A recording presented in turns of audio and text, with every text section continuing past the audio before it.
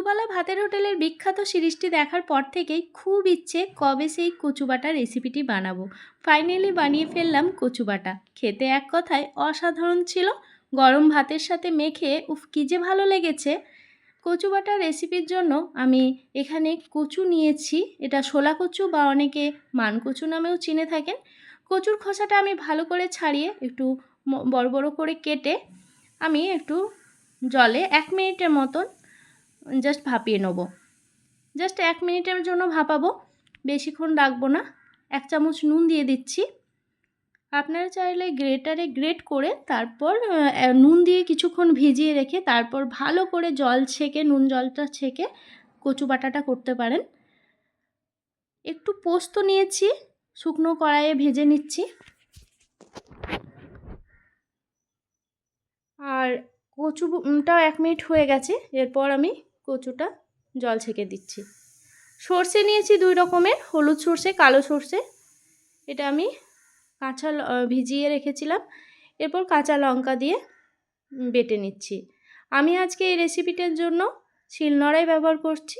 আপনারা শিলনোড়া ব্যবহার করতে না চাইলে মিক্সি ব্যবহার করতে পারেন।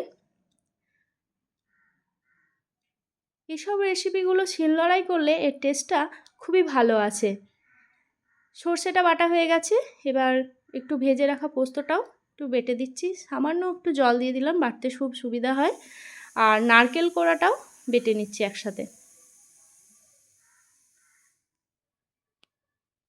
এটাও বাটা হয়ে গেল। এরপর আমি বেটে নেব কচুটাও বেটে নিচ্ছি। কচুটাও বাটা হয়ে গেল। এরপর সব কিছু একসাথে মাখিয়ে দিচ্ছি। নারকেল কোড়া, সর্ষে বাটা আর সবটা দিয়ে একসাথে মাখিয়ে দিচ্ছি। ভালো করে হাতে মাখাতে হবে। আর দিয়ে দিচ্ছি সর্ষের তেল, কয়েকটা কাঁচা লঙ্কা একটু মেরে দিচ্ছি হাতে, আর স্বাদ মতন একটু নুন, আর 1/2 চামচের থেকেও একটু কম আমি দিয়েছি চিনি, আর লেবুর রস দিয়ে ভালো করে মাখিয়ে নিয়েছি হাতে। এটা ভালো করে মাখাতে হবে, তবে টেস্টটা খুব ভালো আসে।